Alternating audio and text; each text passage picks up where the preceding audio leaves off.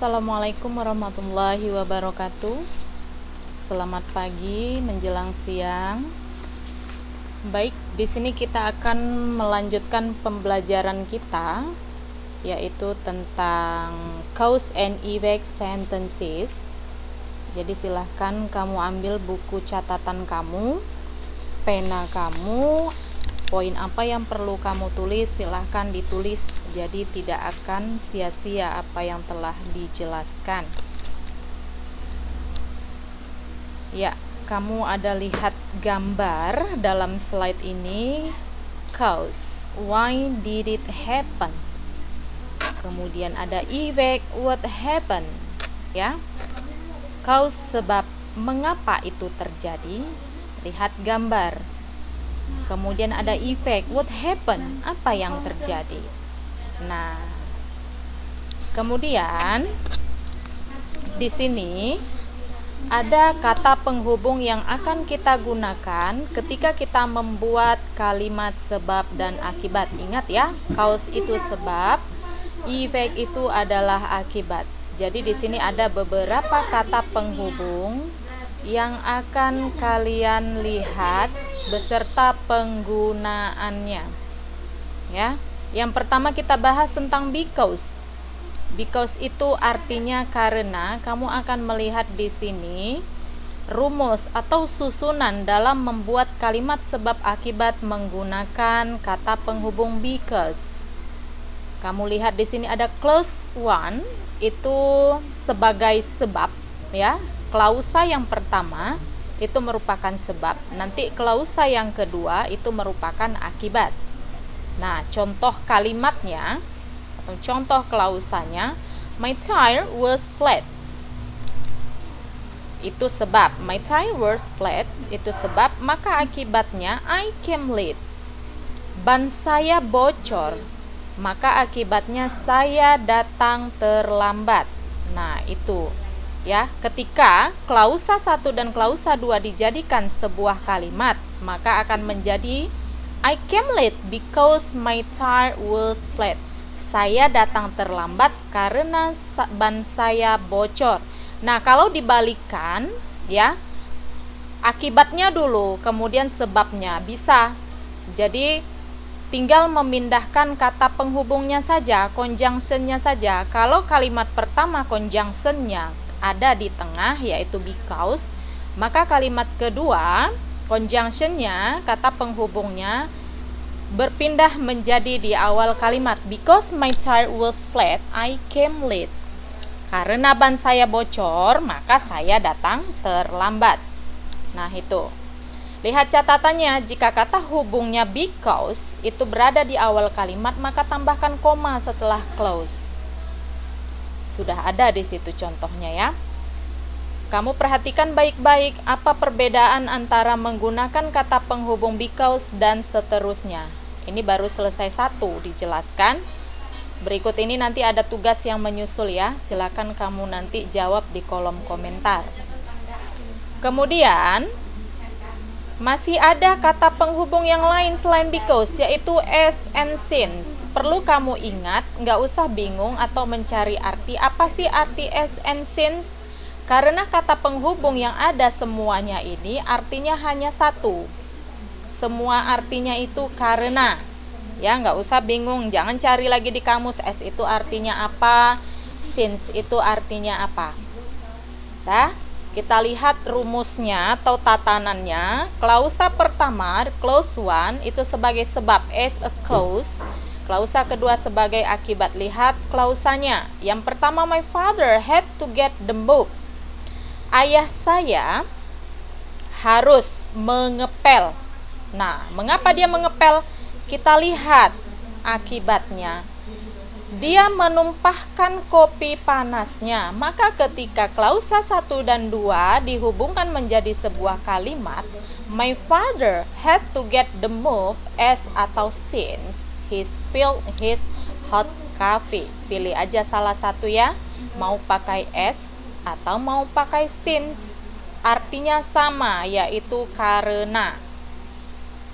Ayah saya harus mengepel karena dia menumpahkan kopi panasnya. Nah, itu ketika sudah dihubungkan antara klausa 1 dan klausa 2 menggunakan kata penghubung s atau since. Nah, itu. Kemudian sama aja kalau akibatnya mau berpindah ke awal kalimat, ya, sebabnya berada di akhir kalimat, sah-sah saja, boleh-boleh saja pindahkan kata penghubungnya menjadi di awal kalimat. Kalau tadinya di tengah, dia akan pindah menjadi di awal kalimat. Nah, itu. Lihat catatannya. As atau since digunakan ketika situasi atau kondisi yang sudah dipahami. Maksudnya seperti apa yang sudah dipahami? Ya tentu paham, karena si ayah sudah menumpahkan kopi, maka dia tahu langkah apa yang harus dilakukan, maka dia akan mengepel. Nggak mungkin dia sudah minum kopi, ditinggalnya tidur. Nah, itu. Jadi dipahami penjelasannya apa supaya kamu mudah ketika nanti ulangan harian ketemu dengan soal seperti ini. Oke? Baik, kita lanjut. Kata penghubung yang lainnya yaitu for. For itu juga artinya karena. Ingat ya, kalau dalam pembahasan cause and effect, kalimat sebab akibat, for artinya karena. Kadang kalau kamu ketemu artinya di referensi yang lain, dari kamus atau dari yang lain, itu artinya untuk. Nah, dalam masalah ini artinya karena. Jadi nggak usah bingung lagi. Baik, kita lanjut. Lihat di sini ada klausa pertama dan klausa kedua. Klausa pertama sebagai sebab dan klausa kedua sebagai akibat. Ya, sebab yang pertama, I really needed to do my assignment. Saya sangat membutuhkannya untuk mengerjakan tugas-tugas saya. Maka akibatnya saya memutuskan ya. I decided.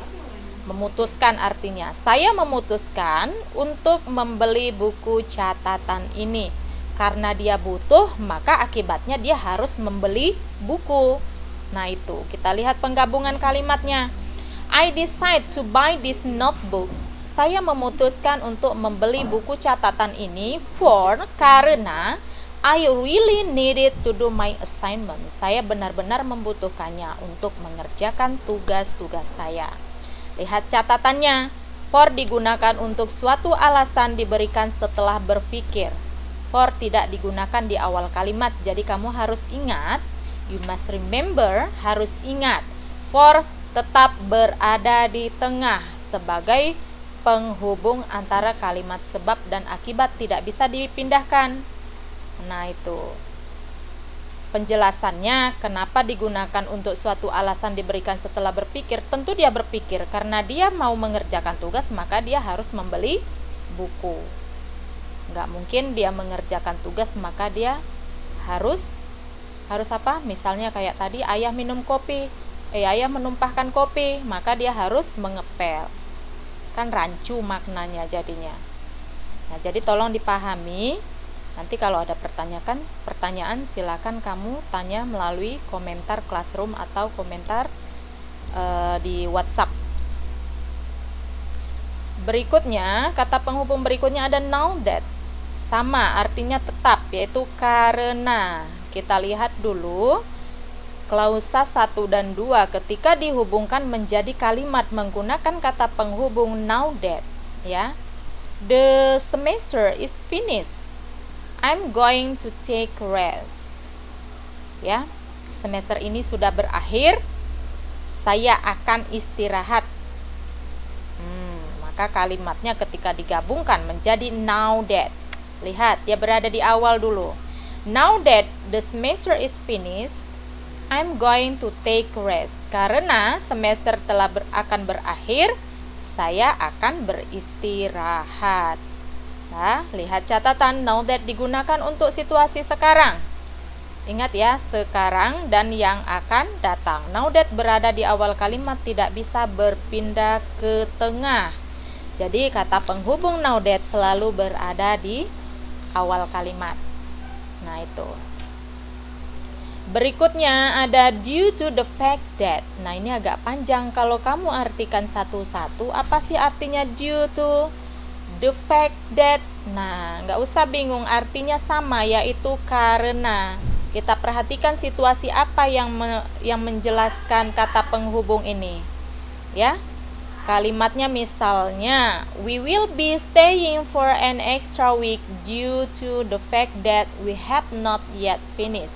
Kita akan tetap melaksanakan kegiatan ekstra akhir pekan karena kita belum menyelesaikannya. Jadi nggak usah bingung-bingung. Kalau kata penghubung due to the fact that ini masih jarang digunakan. Hanya digunakan untuk